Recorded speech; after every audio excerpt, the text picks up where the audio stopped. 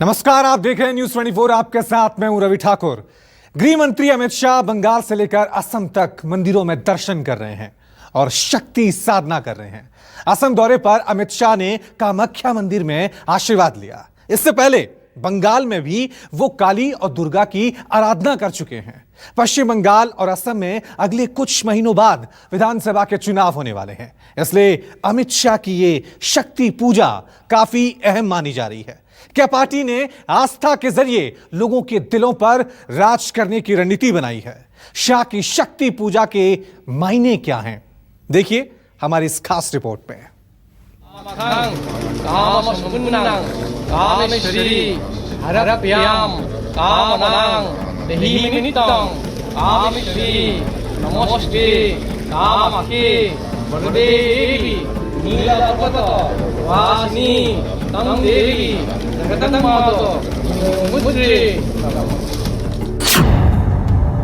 असम से बंगाल तक चुनावी जंग। चुनाव से पहले आस्था का रंग। भारत माता के जय जय श्री राम। महाकाली नमस्ते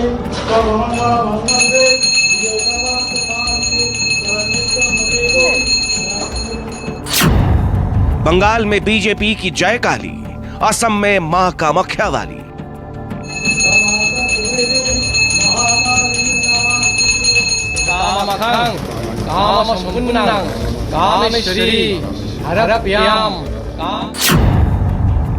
बंगाल में बीजेपी का चुनावी तंत्र, असम में अमित शाह का शक्ति मंत्र। जय श्री राम। ये लाखों लोगों की भीड़ देख लीजिए दीदी, पूरी बंगाल आज आपके खिलाफ खड़ा हो गया है। सत्ता के लिए आस्था की राह, देवियों के दर पर अमित शाह।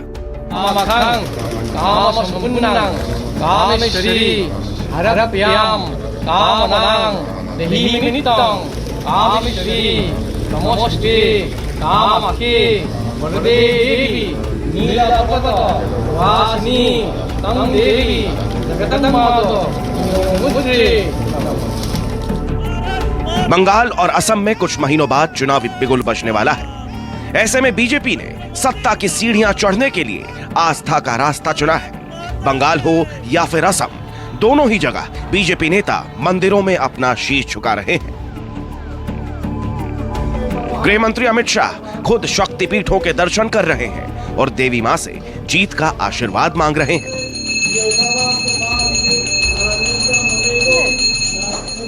बंगाल में बीजेपी अपनी चुनावी मास्टर कार्ड चल चुकी है। आस्था, धार्मिक नारों और संकेतों की सियासी की पार्टी आगे बढ़ चुकी है। ऐसे में जब बारी असम की आती है, जहां खुद अमित शाह ने बिगुल फूंक दिया है। मिशन पूर्वोत्तर से तहत गृह मंत्री अमित शाह ने असम का दौरा किया। इस दौरान उन्होंने मां कामाख्या के मंदिर में दर्शन भी किए। कामाख्या मंदिर में शक्ति पूजा।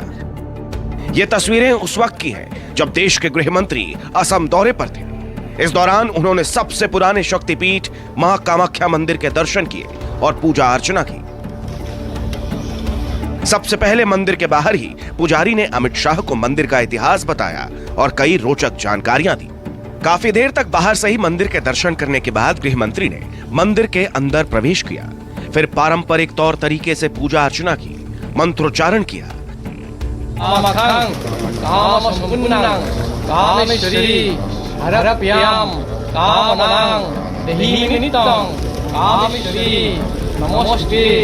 कामाख्या देवी के दर्शन के बाद अमित शाह ने मंदिर की परिक्रमा की। इस दौरान उनके साथ असम के मुख्यमंत्री सर्बानंद सोनोवाल और स्वास्थ्य मंत्री हिमांत बिस्व शर्मा भी मौजूद रहे।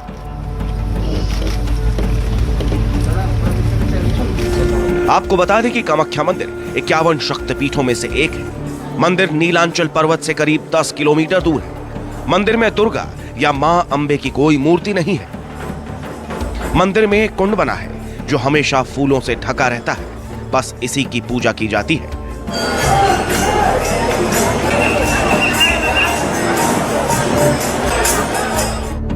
असम में साल 2016 में विधानसभा चुनाव से पहले प्रधानमंत्री नरेंद्र मोदी ने भी मां का आशीर्वाद मांगा था। असम में कुछ महीनों बाद विधानसभा चुनाव होने हैं। ऐसे में गृह मंत्री अमित शाह ने चुनावी बिसात बिछानी शुरू कर दी है। मंदिर दर्शन के बाद उन्होंने यहां पर कई विकास योजनाओं का उद्घाटन किया, साथ ही विरोधियों पर चुन चुन कर हमले किए। कई सरकारी भवनों का भी आज भूमि पूजन हो रहा है और मित्रों, ये ITSEZ में मेरा अंदाज है कि बनने के बाद यहाँ के GDP में सालाना 4,600 करोड़ रुपया की वृद्धि होने वाली है। छोटे से मणिपुर के GDP के अंदर 4,600 करोड़ की और सीधी रोजगारी लगभग 44,000 लोगों की। इसमें बहुत बड़ा प्रोजेक्ट है। असम से लेकर बंगाल तक चुनावी जंग अब धार्मिक और आस्था की सियासत में रंगने लगी है। अब तक चुनावी मंच से जय श्री राम का जय घोष करने वाली बीजेपी ने शक्ति पूजा करके दोनों राज्यों को बड़ा संदेश देने की कोशिश की है। शायद यही वजह है कि अमित शाह पश्चिम बंगाल से लेकर असम तक मठ और मंदिरों के दर्शन कर रहे हैं, देवी की आराधना कर रहे हैं।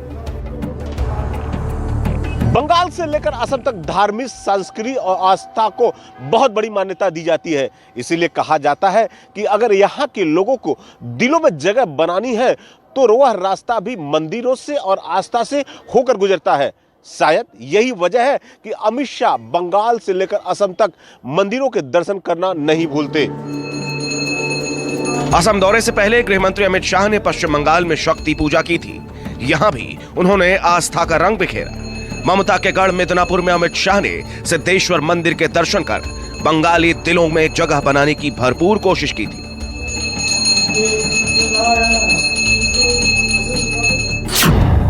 सिद्धेश्वर मंदिर में शक्ति की भक्ति। सिद्धेश्वर मंदिर मिदनापुर में सिद्धपीठ के तौर पर मशहूर है। यहां स्थानीय लोगों के बीच इस मंदिर की विशेष मान्यता है। बंगाल चुनाव से पहले सिद्धेश्वर मंदिर में अमित शाह ने शक्ति पूजा की।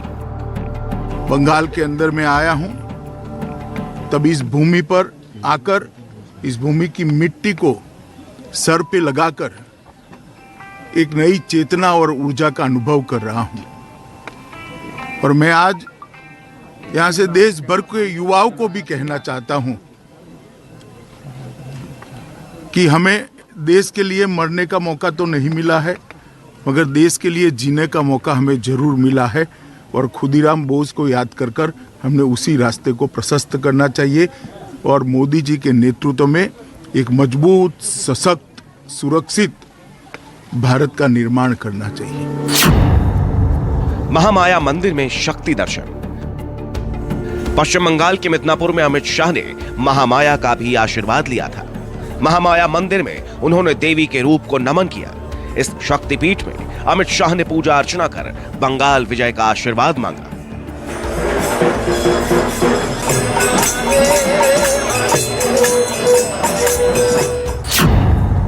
दक्षिणेश्वर काली मंदिर में आशीर्वाद। बंगाल प्राचीन काल से ही देश का धार्मिक और आध्यात्मिक केंद्र रहा है। यह सूबा महान संतों की भी भूमि रहा है। इसलिए बीजेपी यहां धार्मिक विरासत को अपनाने का कोई अवसर नहीं छोड़ती।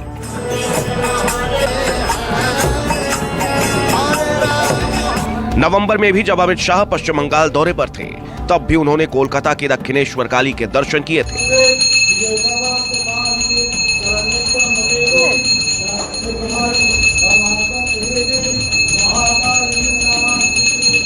मां काली से समस्त बंगाल की और देश की जनता की मंगल कामना मैंने की है।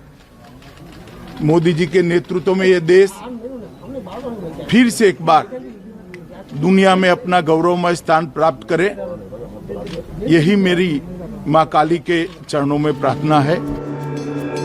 शाह ने न सिर्फ मंदिरों में शीश झुकाया, बल्कि मठों में जाकर देश की महान विभूतियों को भी याद किया। उन्होंने बेलूर मठ में स्वामी विवेकानंद को याद किया। शांति निकेतन में गुरुदेव रविंद्रनाथ टैगोर को नमन किया। बंगाल में बीजेपी ममता सरकार की सत्ता को हटाकर पहली बार बंगाल में सरकार बनाने की कोशिश में है। इसीलिए गृह मंत्री अमित शाह अभी से जुट चुके हैं। कामाख्या मंदिर में दर्शन के साथ आसाम के साथ साथ बंगाल के वोटर्स को भी साधने की कोशिश में है। साफ है, अमित शाह ने देवी की भक्ति से लेकर सियासत की शक्ति तक हर कदम पर असम और बंगाल के वोटरों को साधने की कोशिश की। अभी तो चुनाव में बहुत दिन बाकी है। ऐसे में देखना यह है कि आस्था के रंग में रंगी सियासत कौन कौन सा रंग दिखाती है। Bureau report, news 24। एक तरफ अमित शाह बंगाल और असम में फतह के लिए शक्ति साधना कर रहे हैं, वहीं बीजेपी अध्यक्ष भी बंगाल में जय काली का नारा दे रहे हैं, काली के दर्शन कर रहे हैं। नवरात्रि के दौरान प्रधानमंत्री मोदी भी कोलकाता के दुर्गा पंडालों से सीधा संवाद कर चुके हैं। वहीं ममता की पार्टी टीएमसी शक्ति पूजा के जरिए लोगों के दिलों में जगह बनाने की कोशिश में है।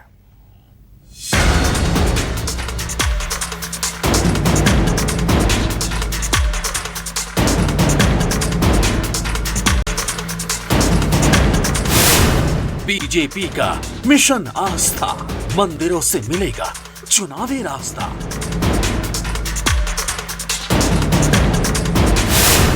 सियासत की धार्मिक बाजी, श्री राम, दुर्गा और जय काली।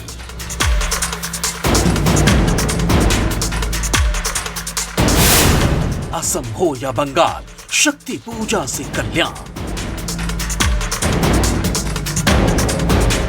शक्ति पूजा की ये तस्वीरें इस बात का सबूत हैं कि असम से लेकर पश्चिम बंगाल तक सियासत किस रास्ते जाने वाली है। गृह मंत्री अमित शाह देवी के दर पर दर्शन कर रहे हैं, तो बीजेपी अध्यक्ष जेपी नड्डा ने भी बंगाल में काली दर्शन से चुनावी बुगुल फूंका था। बंगाल हो या असम, बीजेपी चुनाव जीतने की मंत्र अच्छी तरह से जानते हैं। बंगाल से लेकर असम दौर तक उसकी एक झलक दिख चुकी है। इसलिए इन दिनों पार्टी मंदिर मंदिर और मठ मठ जाकर लोगों के दिलों में जगह बनाएगी। असम से लेकर बंगाल तक बीजेपी ने विधानसभा चुनाव में परचम लहराने के लिए जमीन से लेकर आसमान एक कर दिए। जीत को 100% पक्का करने के लिए पार्टी चुनाव प्रचार के साथ मंदिर और मठों का भी आशीर्वाद ले लेना चाहती।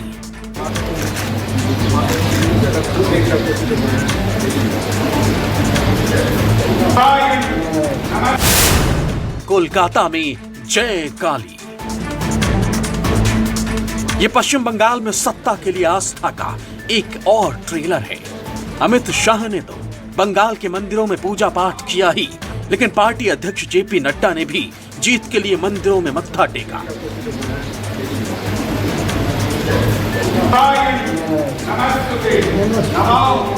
कुछ दिन पहले जब बीजेपी अध्यक्ष जेपी नड्डा कोलकाता दौरे पर थे, तब उन्होंने काली घाट में मां काली की आराधना करके बड़ा संदेश दिया था। दरअसल बंगाल में बड़े पैमाने पर घरों से लेकर पंडालों तक मां काली की पूजा होती है। बीजेपी अध्यक्ष का काली घाट जाकर पूजा करना और कोलकाता से ममता के खिलाफ हुंकार भरना अपने आप में बड़ा राजनीतिक संदेश है।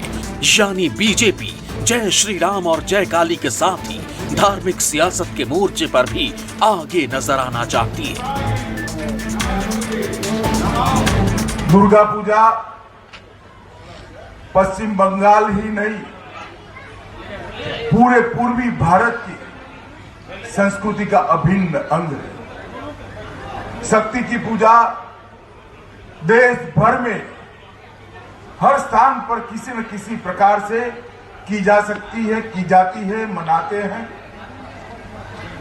और पूरे वर्ष के लिए मां दुर्गा से आशीर्वाद प्राप्त कर शांति के लिए, समृद्धि के लिए, संस्कार के जतनों के लिए हम प्रार्थना करते हैं। कोलकाता में काली घाट में पूजा और रामकृष्ण मिशन से बीजेपी ने एक तीर से दो निशाने साधने की कोशिश की।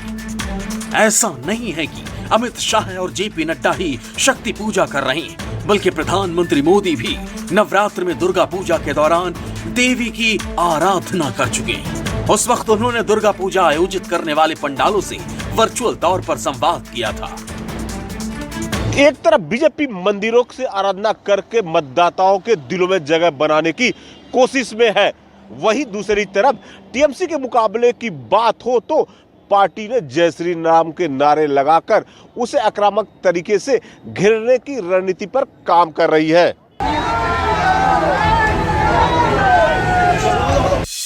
तो 2019 में जय श्री राम का नारा सुनकर मुख्यमंत्री ममता बनर्जी का पारा 7वें आसमान पर पहुंच गया था।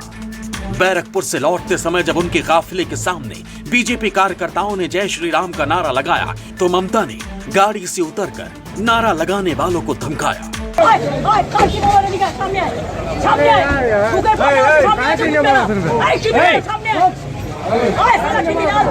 लेकिन उस वक्त बात कुछ और थी और अब कुछ और।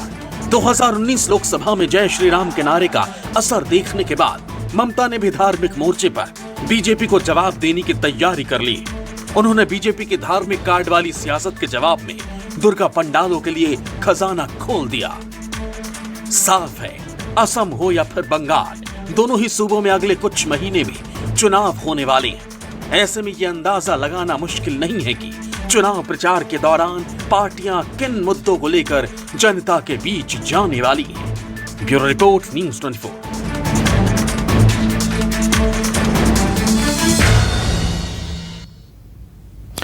बीजेपी भले ही असम से लेकर बंगाल तक शक्ति पूजा में जुटी है, लेकिन बंगाल में इस वक्त सियासत का धर्म युद्ध चल रहा है। यहां पर सियासत के धर्म युद्ध के 3 एंगल बन चुके हैं। अब आपको इन तीनों के बारे में समझाते हैं और समझाने की कोशिश करते हैं कि किस तरह से बंगाल में ये धर्म युद्ध चल रहा है। पहला एंगल बीजेपी का है। बीजेपी चुनावी अभियान में जय श्री राम का नारा दे रही है। वहीं दूसरा एंगल टीएमसी का है, जिसने अपने चुनावी अभियान में जय बंगाल का नारा दिया है। तो तीसरा एंगल है एआईएमएम का। जी हां, एआईएमआईएम बंगाल में बिहार की तरह मियां भाई वाला प्रचार कर रही है। वहीं बीजेपी चुनावी मंच से भारत माता की जय का नारा लगा रही है। तो वहीं टीएमसी ने चुनावी रैलियों में बंगाली गौरव का नारा दिया है, जबकि एआईएमआईएम कई चुनाव अभियानों में जय भीम जय मीम का नारा दे चुकी है। बंगाल में भी इसे इस्तेमाल किया जा सकता है। तो आप समझ सकते हैं कि किस तरह से वहां पर ये चुनावी एंगल सामने आ रहे हैं। बीजेपी का दुर्गा पूजा वाले क्लबों पर खास जोर है, जबकि टीएमसी ने दुर्गा पूजा समितियों को आर्थिक मदद दी है। तो एआईएमआईएम मुस्लिम बहुल इलाकों में मस्जिदों के पास जलसे आयोजित कर रही है ताकि ध्रुवीकरण आसानी से हो। बीजेपी ममता के खिलाफ हिंदू विरोधी होने का प्रचार कर रही है। तो टीएमसी ने बीजेपी के खिलाफ धार्मिक भेदभाव बढ़ाने का प्रचार शुरू किया। उधर एमआईएम ने बीजेपी और टीएमसी दोनों को मुस्लिम विरोधी बताकर प्रचार शुरू कर दिया है। बीजेपी के लिए हिंदुत्व, राम मंदिर, एनआरसी, धारा 370 अहम मुद्दे हैं। तो टीएमसी ने अल्पसंख्यकों के लिए योजनाएं और सर्वधर्म हित पर जोर देना शुरू कर दिया है। इधर एमआईएम ने मुस्लिम हितों के लिहाज से खुद के बेहतर विकल्प बनने पर काफी जोर दिया है। अब देखना यह है कि जनता किस एंगल पर, किस मुद्दे पर, किस पार्टी को कितना वोट देती है। नमस्कार, मैं हूं मानक गुप्ता। अगर आपको हमारा ये वीडियो पसंद आया हो तो इसे लाइक और शेयर जरूर करें और हां, हमें सब्सक्राइब और फॉलो करना ना भूलें ताकि आप देश और दुनिया की कोई खबर मिस ना करें। तो जुड़े रहिए हमारे साथ और देखते रहिए न्यूज़ 24।